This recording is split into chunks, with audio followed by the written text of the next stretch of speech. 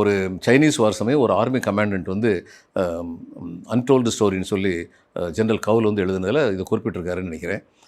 Untold story அல்லது lotus eaters of காஷ்மீர்னு சொல்லி கரைக்கா இன்னொன்று எழுதியிருந்தார். ரெண்டில் ஏதோ ஒரு நூல்.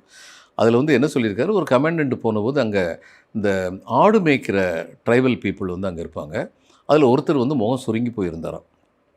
ஏன்னா இவர் வந்து என்ன பண்ணுவார், ஒவ்வொரு இதுலையும் போகும் அங்கே உள்ள இந்த ஆடு மேய்க்கிறவங்களெல்லாம் கூப்பிட்டு அவங்களுக்கு படாக்கானான்னு சொல்லுவாங்க. ஆர்மியில் வந்து ஒரு பெரிய சாப்பாடு ஒன்று கொடுத்து அவங்ககிட்ட வந்து உங்களுக்கு என்ன எல்லாமே நல்லா இருக்கா, இதெல்லாம் ரொம்ப முக்கியமான விஷயங்கள், ஆர்மி செய்ய வேண்டிய விஷயங்கள்.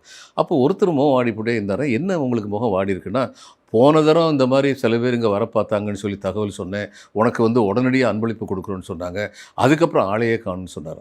அந்த கமாண்டன்ட் வந்து வித்தின் 24 hours உடனடியாக அவருக்கு கொடுக்க வேண்டியது கொடுத்துடணும்னு சொல்லி ஏற்பாடு பண்ணி அதில் வெற்றி கண்டார்.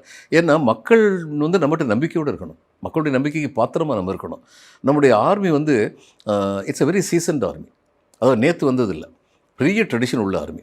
அதனால் அவங்களுக்கு வந்து சரியான உத்தரவுகள் பிறப்பிக்கப்படும் என்றால் அவர்கள் நிச்சயமாக அதை நிறைவேற்றுவார்கள்ங்கிறதுல சந்தேகமே கிடையாது.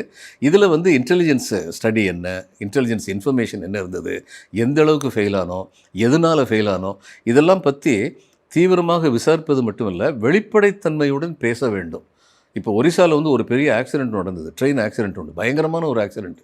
அதுக்கு என்னென்னமோ காரணம் சொன்னாங்க, உள்ளே ஒரு சிலிண்டர் வச்சு குக் பண்ணாங்க, அதில் வெடிச்சிருச்சு, என்ன காரணமும் இருக்கட்டும். இந்த ஆக்சிடெண்ட்டுக்கு வந்து கமிஷனர் ஃபார் ரயில்வே சேஃப்டின்னு ஒருத்தர் இருக்கார். அவர் இந்த விபத்துக்களையெல்லாம் பற்றி ஆராயிறதுல நிபுணர். அவர் அனுப்பாமல் அங்கே சிபிஐ அல்லது ஐபிஐ அனுப்புகிறோன்னு வைங்க, என்ன நடக்கும்? பறக்க தெரிந்த கழுகுகள் செல்ல வேண்டிய இடத்தில் ராஜநடை போடும் யானைகள் செல்வதனால் எந்த பயனும் இல்லை. அதனால் அந்தந்த இடத்துல சரியான ஆளை அனுப்பியிருக்கணும். இங்கே இவங்க என்ன செய்ய போகிறாங்கன்னு பார்க்கணும்.